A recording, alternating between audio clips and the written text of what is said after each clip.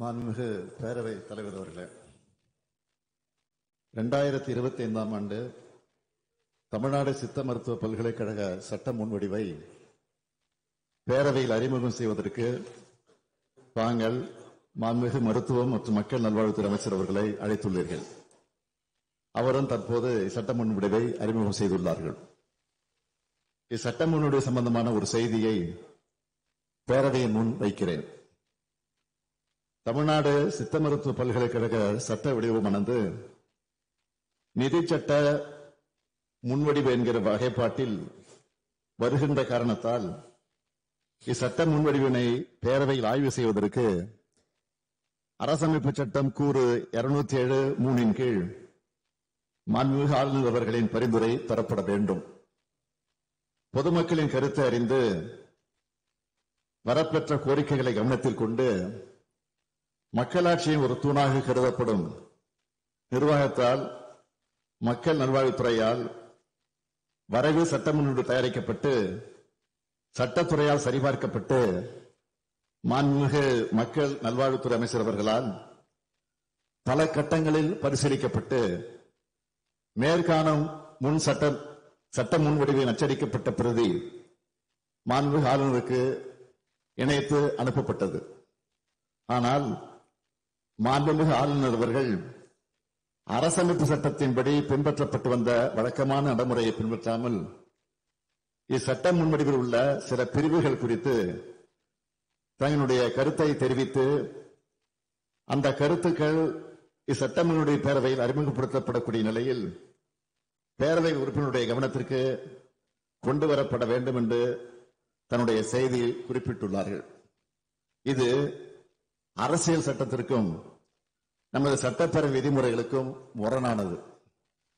ஒரு சட்ட முன்வடிவு பேரவையில் விவாதிக்கப்படுகையில் மக்களால் தேர்ந்தெடுக்கப்பட்ட பேரவை உறுப்பினர்களுக்கு மட்டுமே அதில் திருத்தங்களை முன்மொழியவும் அதற்கான விளக்கங்களை ஏற்றுக்கொள்ளப்பட்டால் திருத்தங்களை திரும்பப் பெறவும் இல்லையெனில் வாக்கெடுப்பை கோரவும் அதிகாரம் உள்ளது. இத்தகைய சட்ட முன்வடிவு பேரவையால் நிறைவேற்றப்படுவதற்கு முன்பு அதன் மீது கருத்துக்களை தெரிவிக்கும் அதிகாரம் மாண்புமிகு ஆளுநர் அவர்களுக்கு வழங்கப்படவில்லை. எனவே மாண்புமிகு ஆளுநர் அவர்கள் வரப்பெற்றுள்ள செய்தியில் இடம்பெற்றுள்ள கருத்துக்களை இந்த மாமன்றம் ஏற்றுக்கொள்ள இயலாது.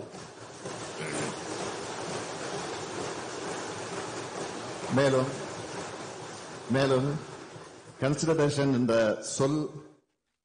சொல்ல வேண்டிய மாண்புமிகு ஆளுநர் அரசமைப்பு சட்டத்துக்கு புறம்பாக அப்ராப்ரியேட் கன்சிடரேஷன் என்று குறிப்பிட்டுள்ளார்.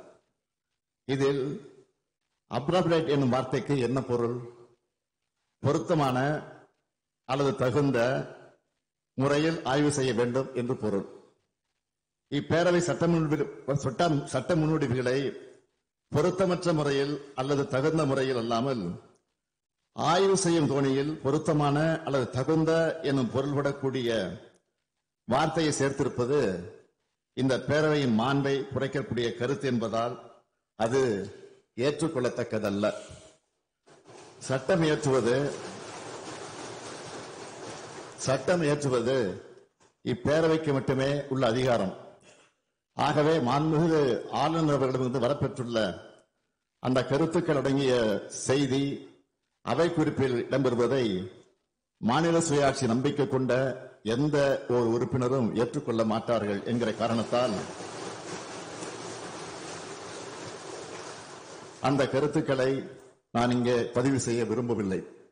எனவே 2025ஆம் ஆண்டு தமிழ்நாடு சித்த மருத்துவ பல்கலைக்கழக சட்ட முன்வடிவை பேரவையில் ஆய்வு செய்வதற்கு மாண்புமிகு ஆளுநர் அவர் அனுப்பியுள்ள செய்தியில் மெசேஜ் இருக்கக்கூடிய அவரின் கருத்துக்கள் மற்றும் பேரவையின் மாண்பை குறைக்கக்கூடிய அந்த வார்த்தை அடங்கிய பகுதிகளை இப்பேரவை நிராகரிக்கிறது.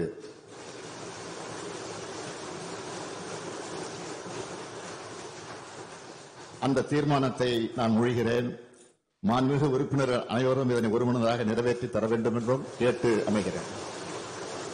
மாண்புமிகு முதலமைச்சர் அவர்களுடைய தீர்மானம் பேரவையின் முடிவுக்கு விடப்படுகிறது. ஏற்போர் ஆம் என்க, மறுப்போர் இல்லை என்க. மறுப்போரே இல்லை என்று கருதுகிறேன். மறுப்போரே இல்லை. தீர்மானம் ஒருமனதாக நிறைவேறியது.